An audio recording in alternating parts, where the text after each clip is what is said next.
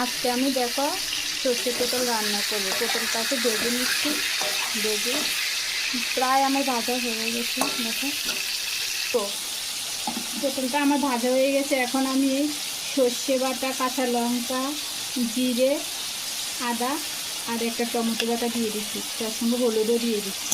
এই রেসিপিটা তোমাদের কাছে কেমন লাগবে আমি জানি না, কিন্তু আমার কাছে খুব ভালো লাগে। কারণ সব কিছুতে সবার কাছে ভালো লাগে না, আর একজন মানুষ সবার কাছে প্রিয় হয় না, সবার কাছে খারাপও হয় না, ওই রকম আরই। দেখো এই যে নেড়ে চেড়ে নিচ্ছি। এখন একটু আমি সামান্য জল দিয়ে দেব। তোমরা চাইলে এটারে পেঁয়াজ রসুন দিয়েও রান্না করতে পারো। আমার তো নিরামিষ, তাই আমি আজকে সর্ষে পটল করছি, খুব ভালো লাগে খেতে।